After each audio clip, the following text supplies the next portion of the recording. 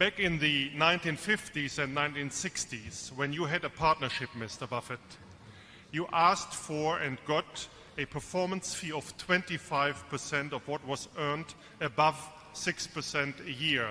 Correct. What caused you to switch from that performance fee to that no fees we are enjoying today?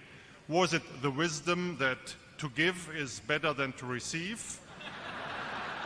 Try again.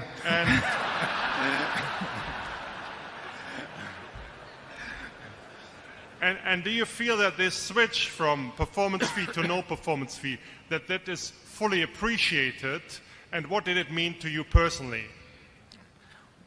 Well, I appreciate what you had to say, and I would pay to have this job I have. I would pay a lot of money, and I hope I don't get tested on that. But it's why in the world, if I can work with people I like and get the same result they have, and end up with all kinds of money, why do I need to make some further override on them?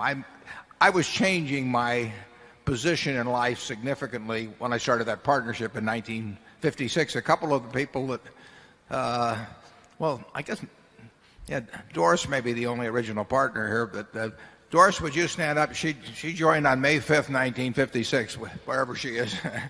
And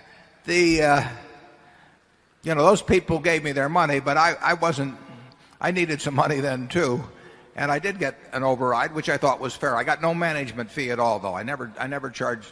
Today, most of the people run hedge funds charge 1% a year and then some percentage of profits. I did not do that. And I did have all my money in after 1962, so that the downside would be equal to the upside. But I've always felt about the people as partners. And when we got into Berkshire, originally when we got into Berkshire, Berkshire was owned by the partnership. So if I'd taken a salary then, I would have been double dipping, in effect, by getting money out of Berkshire before, in turn, the partnership participated. And frankly, by the time I was running Berkshire, I had all the money I needed. And I'd rather get the same result as my partners than have me get a different result. And it can't make any difference. I mean, it'll make a difference in the size of my foundation someday, perhaps. But so what? I like living the way I live. Charlie? Well, you raise a very interesting question, and it has parallels if you go back. Carnegie was always very proud that the bulk of his fortune had been earned where he took no salary at all from Carnegie Steel. John D. Rockefeller I took practically nothing in salary. Over the years, the original Vanderbilt prided himself on living on his dividends and taking no salary. And it was a common culture in a different era, and you realize that all those people had the psychology of being the founder, and maybe that's what influenced Warren. What influenced you, Charlie? Charlie doesn't take anything either, so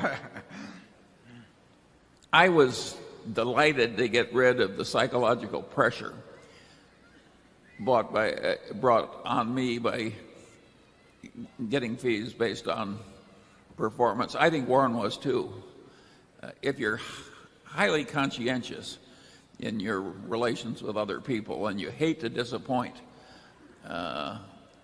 you're going to suffer more if you are liberally rewarded with performance fees. So I think there was an enormous advantage to us. So I guess we should be thanking you.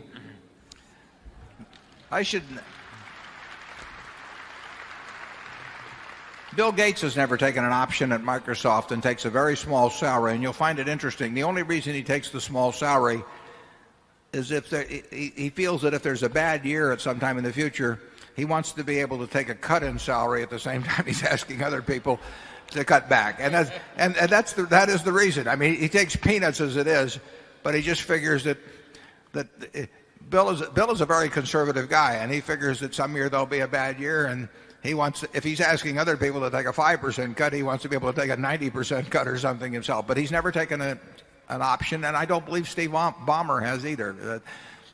They have gotten rich with their shareholders and not off their shareholders, and that's an attitude we admire.